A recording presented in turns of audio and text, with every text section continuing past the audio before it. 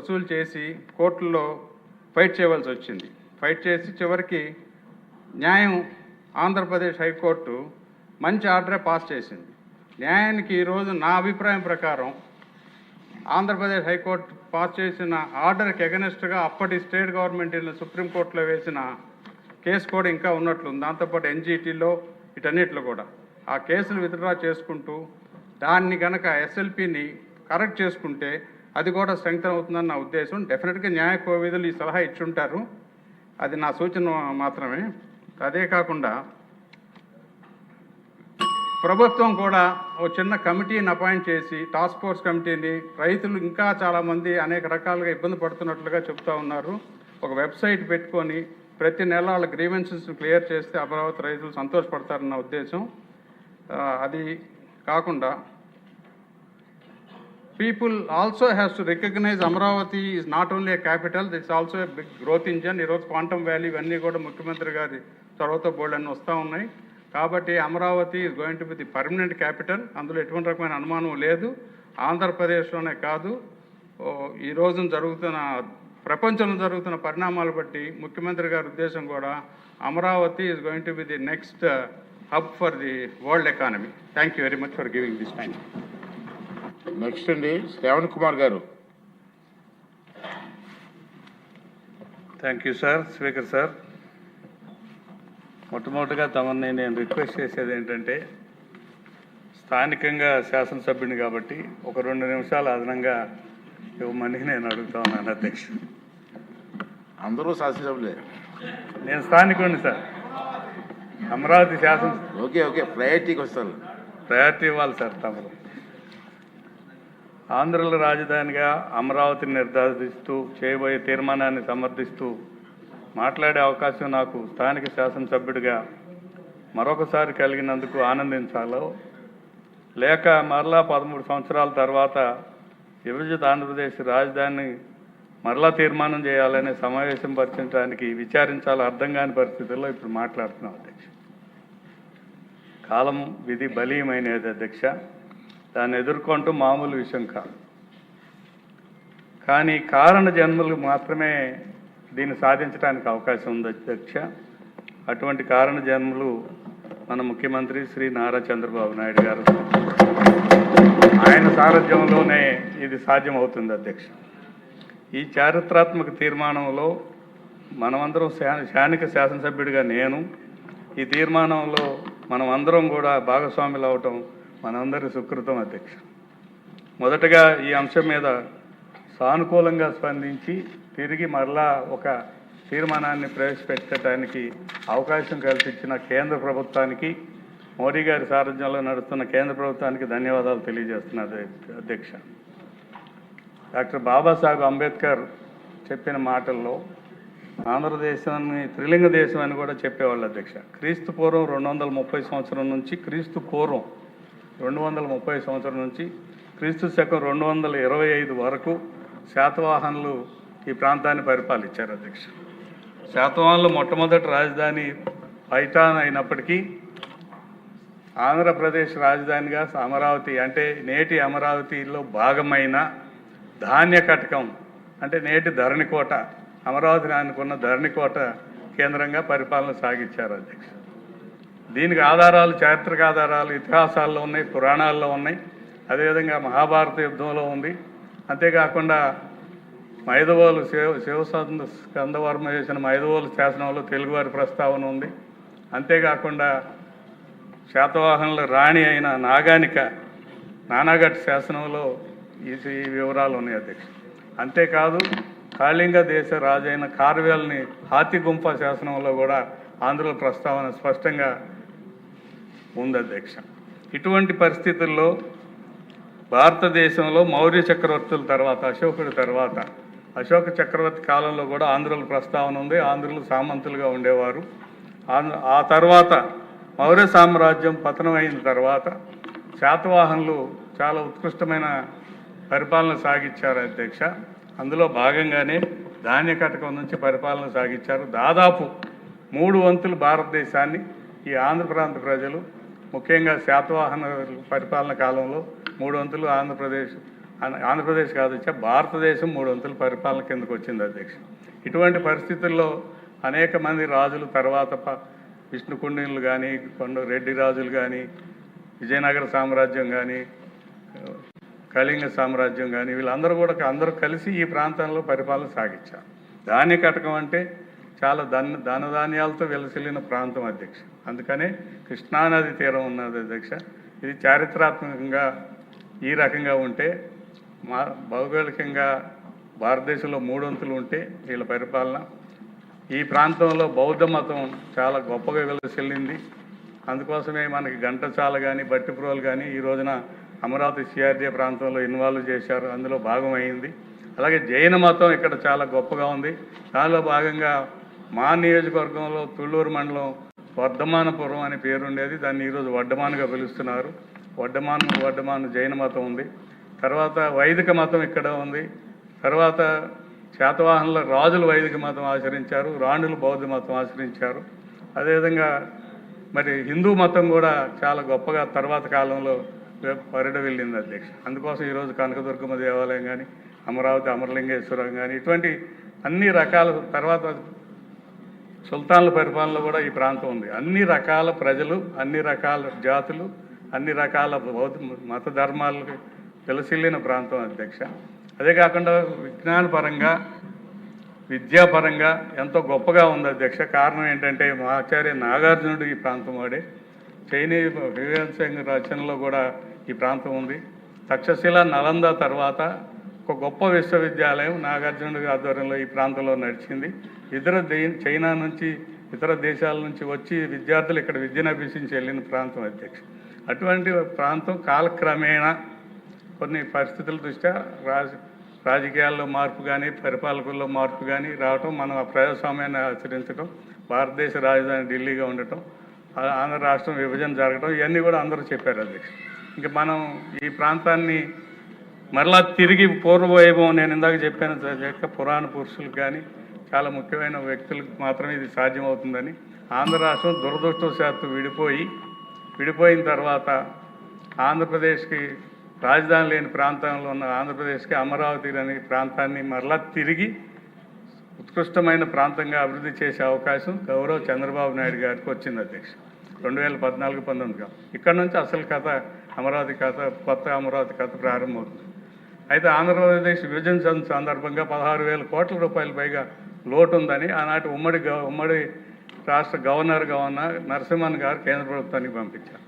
విభజించిన తర్వాత ఆంధ్రప్రదేశ్లో జీతాలు ఇచ్చే పరిస్థితి ఉందా, కాంట్రాక్టులకు బిల్లులు ఇచ్చే పరిస్థితి ఉందా, పెన్షన్లు ఇచ్చే పరిస్థితి ఉందా అనే పరిస్థితి నుంచి 16,000 కోట్ల రూపాయల లోటు నుంచి, మరి ఎలక్ట్రిసిటీ లోటు నుంచి కూడా దీన్ని 100 రోజుల్లోనే ఒక బ్రహ్మాండమైన రాష్ట్రంగా తీర్చిదిద్దే అవకాశం చంద్రబాబు నాయుడు గారు. ఈ సందర్భంలో డబ్బులు లేని రాష్ట్రంలో, ఆర్థికంగా ఇబ్బంది పడుతున్న రాష్ట్రంలో ఏ రకంగా రాజధాని నిర్మాణించాలి, అందుకని 10 సంవత్సరాల పాటు కామన్ క్యాపిటల్గా హైదరాబాద్ పెట్టినప్పటికీ ఎప్పటికీ 10 సంవత్సరాలు అక్కడే ఉంటే ఈ ప్రాంతం కూడా మళ్ళీ తిరిగి అనాదరణకు గురవుతుందనే ఉద్దేశంతో గౌరవ ముఖ్యమంత్రి చంద్రబాబు నాయుడు గారికి ఒక అద్భుతమైన ఆలోచన వచ్చింది అధ్యక్ష. అమరావతి ప్రాంతానికి ఒక ల్యాండ్ ఎక్వైర్ చేయాలంటే అప్పటిదాకా ఉన్న చట్టం 2013 భూసేకరణ చట్టం అధ్యక్ష.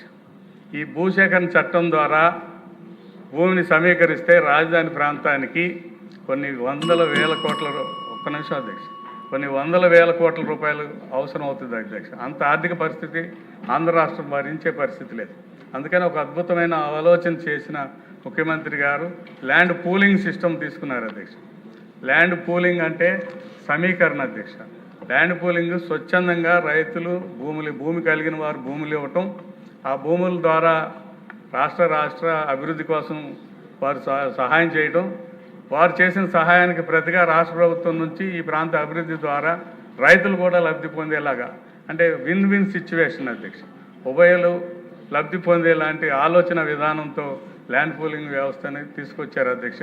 గౌరవ ముఖ్యమంత్రి నారా చంద్రబాబు నాయుడు గారు ఇచ్చిన ఆలోచనని అమలు చేయటానికి ఆనాటి మంత్రివర్గంలో ఉన్న ప్రస్తుత మంత్రివర్యులు నారాయణ గారు, ప్రత్తిపాటి పుల్లారావు గారు, ఆనాటి మంత్రి ప్రత్తిపాటి పుల్లారావు గారు, దేవినేని ఉమాశ్వరరావు గారు, ఇతర అందరూ కలిసి, ఇతర సభ్యులు కూడా కొంతమంది కలిసి ల్యాండ్ పూలింగ్ మీద రైతులను ఒప్పించడం అనేది ఒక పెద్ద కార్యక్రమం అధ్యక్ష.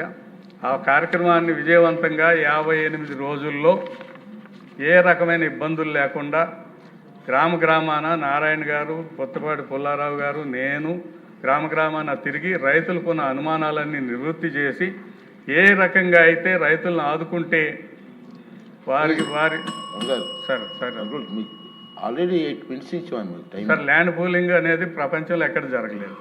సో దానికి రైతులకి ఏ విధంగా సహకరించారు, దానివల్ల ఇది ఎలా సాధ్యమైంది అనేది తెలుసుకుంటే అధ్యక్ష కొద్దిగా అది ఆ రోజునున్న చౌదరి గారు చెప్పినట్టు ల్యాండ్ పూలింగ్ ఇచ్చిన వాళ్ళకి ట్యాక్స్ ఎగ్జామ్షన్ కూడా ఇప్పించడానికి ముఖ్యమైన కారణం ఏంటంటే అధ్యక్ష, ఆ రోజు అరుణ్ జైట్లీ గారు మంత్రిగా, ఆర్థిక మంత్రిగా ఈ ప్రాంతానికి వచ్చి ఒక బిల్డింగ్ శంకుస్థాపనకు వచ్చినప్పుడు ఒకటే చెప్పాము అధ్యక్ష, మేమందరం రిక్వెస్ట్ చేసాం ఏమనంటే ఇది భారతదేశానికి ఒక మోడల్ లాంటి ప్రాజెక్టు. ల్యాండ్ పూలింగ్ స్కీమ్ కానీ మీరు క్యాపిటల్ గెయిన్స్ ఎగ్జామ్షన్ కానీ ఇచ్చినట్లయితే భారతదేశంలో ఈ 2013 చట్టంలో వచ్చే కష్ట నష్టాలను ఎదుర్కొని రైతులు, భూమి కలిగిన యాజమాన్యం వారు అందరూ కూడా భూ సమీకరణకు ఒప్పుకుంటారు, ఏ ప్రాజెక్ట్ అయినా తీసుకోవడానికి అవకాశం ఉంటుందని చెప్పిన మేరకు క్యాపిటల్ గెయిన్స్ ఎగ్జామ్షన్ ఇవ్వడం జరిగింది. అది ఒక మాతృగా ఇప్పుడు 2031 దాకా ఎక్స్టెండ్ చేశారనేది ముఖ్యమంత్రి గారి కృషి వల్ల జరిగింది అధ్యక్ష. అయితే ఈ ల్యాండ్ పూలింగ్ ఊరికిన ఆషామాషిగా జరగలేదు అధ్యక్ష.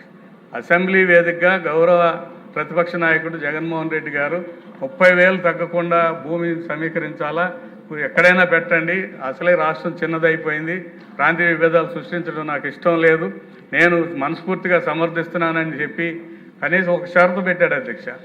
30,000 ఎకరాలు తగ్గకుండా ఉండే ప్రాంతంలో రాజధాని నిర్మించండి అని ఆయన షరతు పెడితే ముఖ్యమంత్రి గారు ఇచ్చిన పిలుపు మేరకు ఆనాడు కృషి చేసిన మంత్రివర్యుల కృషి మేరకు మేము స్థానిక శాసనసభ్యుడిగా గ్రామాన రైతు తిరిగి చెప్పిన మేరకు 34,000 ఎకరాల భూమిని 29,000 మంది రైతులు ఏకగ్రీవంగా కేవలం 58 రోజుల్లో ఇవ్వటం జరిగింది అధ్యక్ష. ఇది వరల్డ్ రికార్డు, ఇది ఎక్కడ జరగలేదు అధ్యక్ష. దీన్ని సవ్యంగా అసెంబ్లీలో అయితే చెప్పడం అయితే చెప్పాడు కానీ అయిపోయింది సార్. ఒక్క నిమిషం సార్, క్లోజ్ చేయండి సార్, ఒక్క నిమిషం సార్, క్లోజ్ చేస్తాను సార్, క్లోజ్ చేస్తాను సార్. సార్ ఒక్క నిమిషం, ఇది కూడా చెప్పనండి సార్ ప్లీజ్. చెప్పడం అయితే చెప్పాడు అసెంబ్లీ వేదికగా 30,000 ఎకరాలు తగ్గకుండా చూడండి నేను మద్దతు ఇస్తున్నానని, కానీ అనేక అడ్డంకులు సృష్టించాడు అధ్యక్ష. అనేక అడ్డంకులు మొట్టమొదటిగా ల్యాండ్ పూలింగ్ వల్ల అనేక అసైన్డ్ ల్యాండ్స్ ఈ ప్రాంతంలో పేద బడుగు వర్గాల రైతాంగ సోదరులు ఉన్నారు, వాళ్ళు దాదాపు 4,500 ఎకరాలు అసైన్డ్ ల్యాండ్స్ ఉచితంగా లాగేసుకుంటుంది, మీకు ఏం కాంపెన్సేషన్ ఇవ్వదని చెప్పి వాళ్ళ అభద్రత సృష్టించారు అధ్యక్ష. తర్వాత ఇక్కడ నిర్మాణం చేయటానికి ఈ ప్రాంతంలో సరిగ్గా నగర నిర్మాణం చేయలేము. అర్థం చేసుకోండి సార్. సార్ మాట్లాడతారా, నెక్స్ట్ ఇచ్చిమంటారా ప్లీజ్? మాట్లాడండి నజీర్ గారు, ప్లీజ్ మాట్లాడండి. మీరు మాట్లాడబోతే ధన్యవాదాలు అధ్యక్ష. ప్లీజ్ ఏంటండి 10 నిమిషాలు మాట్లాడి చెప్తున్నా అర్థం చేసుకోకపోతే చాలా మంది సభ్యులు ఉన్నారు ఇక్కడ.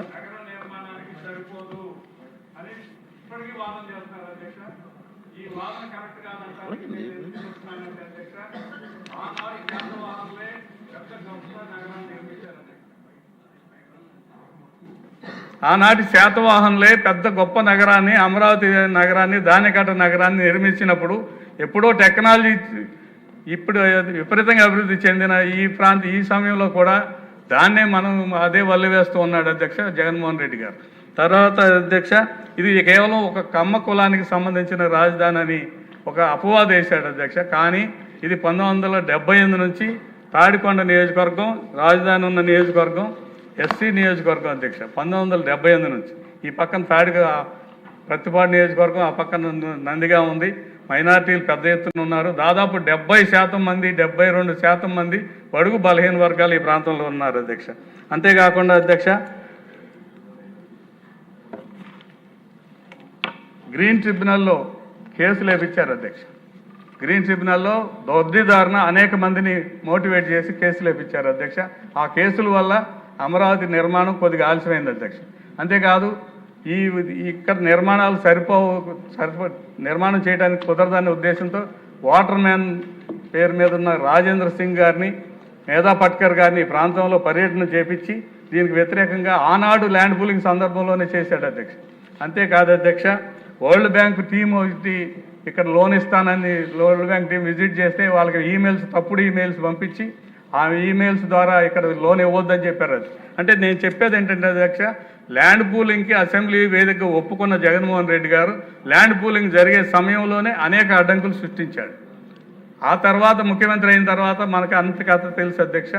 అనేక రకాల అపవాదులు వేశారు, కులం ముద్ర వేశారు, రాజధాని శ్మశానం అన్నారు, ఎడారి అన్నారు, ఇక్కడ పనికిరావు నిర్మాణాలు పనికిరావు అని ఐఐటి వాళ్ళు ఇచ్చారని దొంగ సర్టిఫికెట్లు చేశారు. ఇటువంటి అన్నింటినీ దాటుకుంటూ మరి రైతాంగ సోదరులు 3 రాజధానులు ముచ్చట తీసుకొస్తే అమరావతి ప్రాంత రైతాంగ సోదరులు, పేద ప్రజలు, అమరావతి ప్రాంత వాళ్ళందరూ కూడా ఇది అమరావతి కాదు, ఇది సమరావతి, సమరం చేద్దాం జగన్మోహన్ రెడ్డి మీద అని సమరావతిగా దీన్ని మార్చి 3 సంవత్సరాల పైగా యుద్ధం చేసి ఆ ప్రభుత్వం మీద తిరిగి ఈ ప్రభుత్వాన్ని సాధించుకున్నారు అధ్యక్ష.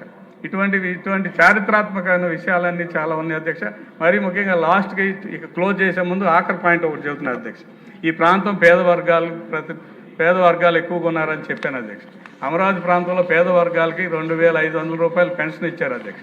కానీ జగన్మోహన్ రెడ్డి గారు 3 రాజధానులు ఉద్యమం పెట్టి ఒక శిబిరం పెడితే రైతులు ఎంత త్యాగం చేసి భూమికి రైతులు ఎంత పోరాటం చేశారో, పేద వర్గాలు కూడా ఆ శిబిరానికి సందర్శించకుండా డబ్బులు ఇచ్చిన, ట్రాన్స్పోర్ట్ ఇచ్చిన, భోజన సదుపాయాలు కల్పించిన, ఆఖరికి ప్రభుత్వమే ప్రోత్సహించినా కూడా ఏ ఒక్క పేదవాడు కూడా ఆ టెంట్కి వెళ్ళి కూర్చున్న పాపాను పోలేదు. అంటే ఈ ప్రాంత ప్రజలు, పేదలు, రైతులు, అన్ని వర్గాల ప్రజలు అమరావతిని రక్షించుకోవడానికి చంద్రబాబు నాయుడు గారు ఇచ్చిన పిలుపు మేరకు జగన్మోహన్ రెడ్డి గారిని తరిమి కొట్టడానికి మనస వాచ కర్మన ఫైట్ చేశారు అధ్యక్ష.